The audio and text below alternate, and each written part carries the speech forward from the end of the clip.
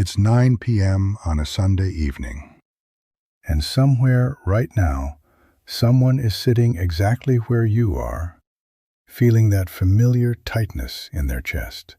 The weekend is ending, Monday is coming, and they want to scream. If you know that feeling, this story is for you. His name was James, 28 years old, marketing analyst at a respectable firm in London. Good salary, £45,000 a year. Nice apartment, well, a studio flat in Zone 3, but his own. The life his parents were proud of. The life that was supposed to make him happy. Every Monday through Friday, he would wake up at 6:30 a.m. to the sound of his alarm. And before his eyes were even fully open, before his feet touched the floor, he would feel it. Dread. Pure, crushing dread. He'd drag himself through the morning routine. Coffee that didn't wake him. Shower that didn't refresh him. Suit that felt like a costume for a role he never auditioned for. The commute was 45 minutes of staring at nothing, surrounded by people, all wearing the same expression, the Monday face, you know the one. And then the office. Fluorescent lights. Desk, computer, 8 hours that felt like 18. Meetings that could have been emails, emails that shouldn't exist. Small talk about the weekend with people who didn't really care. And the whole time, one thought, how many more hours until I can leave? Tuesday was slightly better, at least it wasn't Monday. Wednesday, the middle, hump day, halfway there. Thursday, almost Friday, the light at the end of the tunnel. And Friday, Friday. Friday he was alive. Friday evening he was free. The weekend was his. Saturday and Sunday were when James actually lived. He'd stay up late Friday, sleep in on Saturday, brunch with friends, maybe a date, definitely drinks, adventures, laughter, freedom. Sunday morning, still good. Sunday afternoon, fine. But then, around 6 p.m. on Sunday, it would start. That feeling in his stomach, like a weight settling in his chest. His mind would start spinning. Tomorrow is Monday. Tomorrow is Monday. Tomorrow is Monday. He'd try to distract himself. Netflix, video games, scrolling on his phone, anything to not think about it. But it was always there, growing heavier as the clock ticked closer to midnight. By 9 p.m. Sunday, he couldn't focus on anything. Every movie was just noise. Every conversation felt hollow. He was already in Monday, mentally, already dreading it. By 11 p.m., he'd be lying in bed, staring at the ceiling, calculating. If I fall asleep now, I get 7 hours. If I fall asleep in 30 minutes, 6.5 hours. Maybe I should just stay up, since I can't sleep anyway. And Monday morning would come, and the cycle would begin again. Week after week, month after month, year after year. 5 years James lived like this. 5 years of living for weekends. 5 years of dreading Mondays. 5 years of feeling that Sunday evening sickness.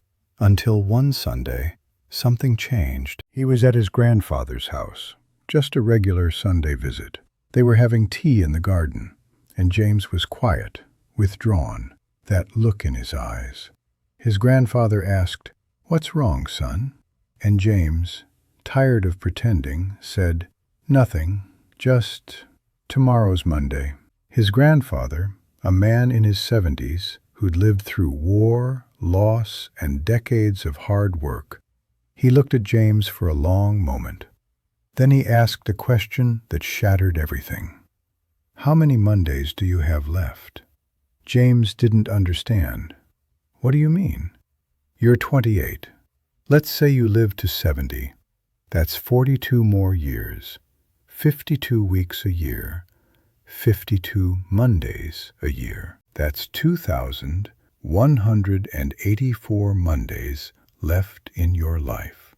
And you're going to dread every single one?" James felt something crack open inside him.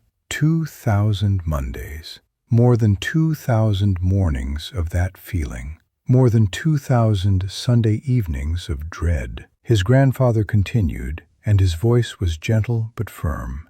You're spending 5 days a week, 5 out of 7 days, waiting for them to be over.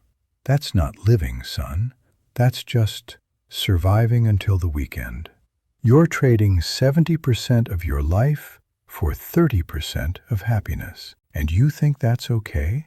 You think that's what life is supposed to be? Let me tell you something I learned too late. Time doesn't care about your plans. It doesn't wait for you to figure things out. It doesn't give you a warning when you're wasting it. If you dread Monday, you're wasting your life, and you can't get it back. James couldn't speak because he knew it was true. He'd been telling himself, this is just how life is. Everyone hates Mondays. Everyone dreads work. That's normal. That's what being an adult means. But his grandfather's words exposed the lie. If you're spending the majority of your life waiting for it to be over, that's not normal.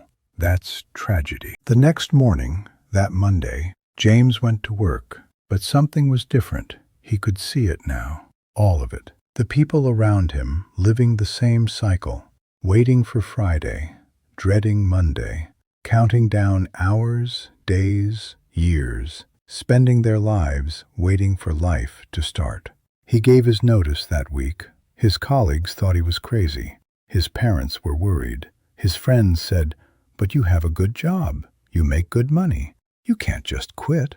And James said something he'd never said before. "I'd rather be poor and alive than comfortable and dead inside." He didn't have another job lined up. He didn't have a clear plan.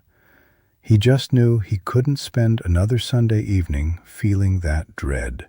He couldn't waste another Monday. He gave himself 3 months to figure it out. He tried freelance writing first.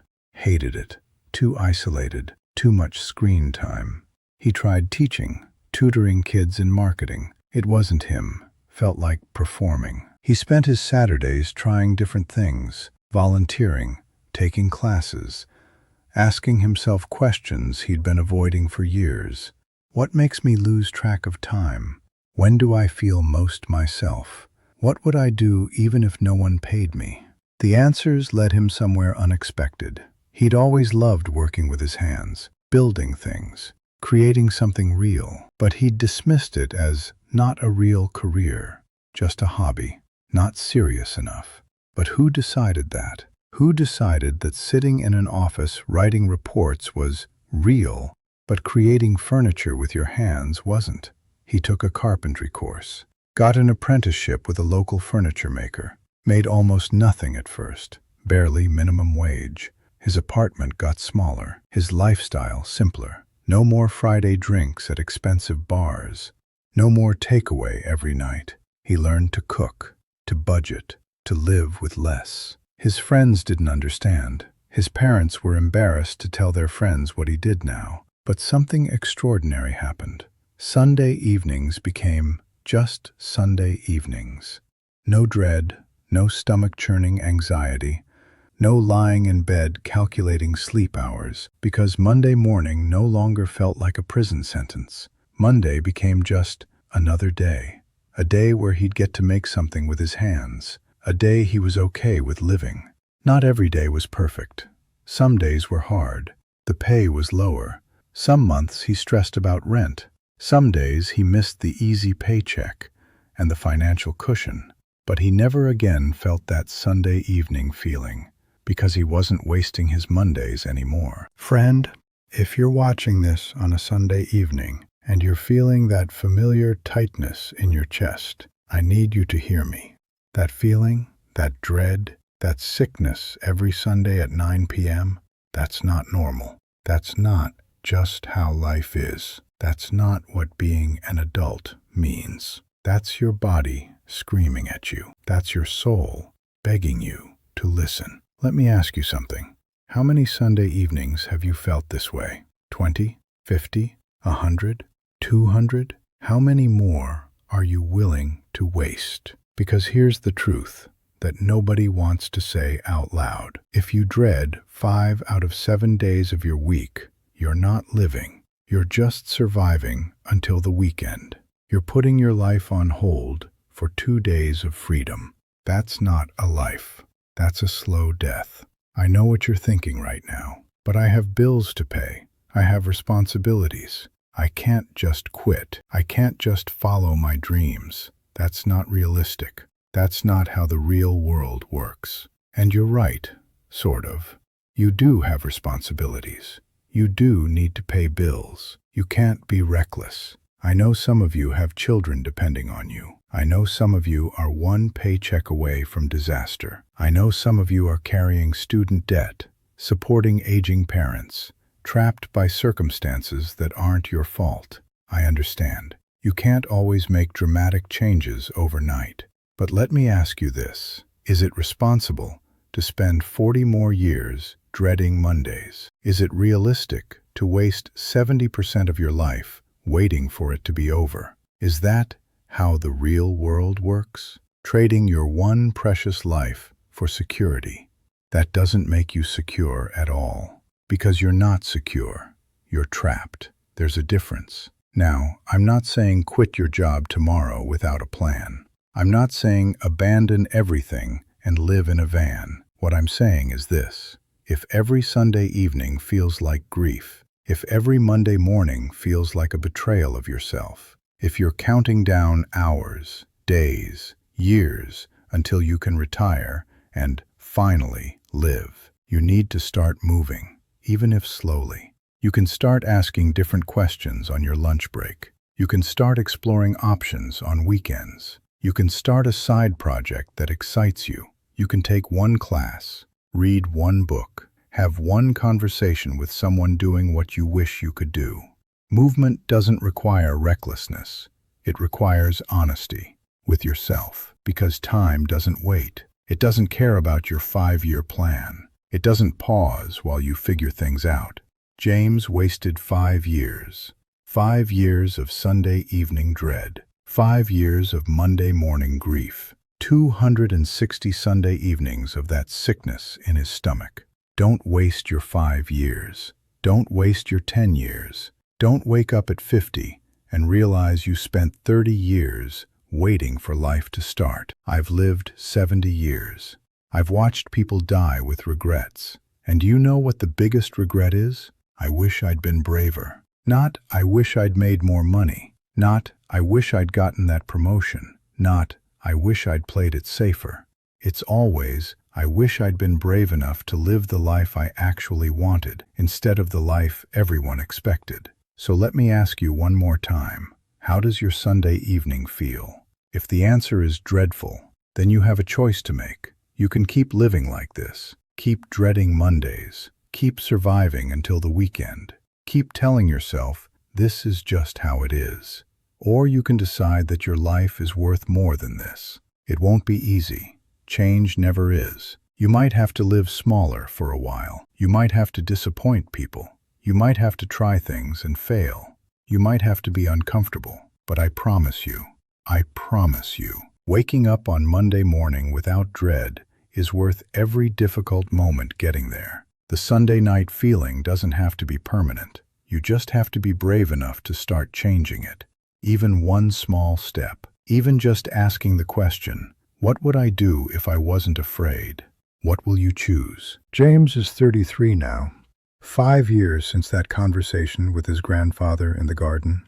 He still works hard. Some days are still difficult. Money is still tight sometimes. He still has moments of doubt.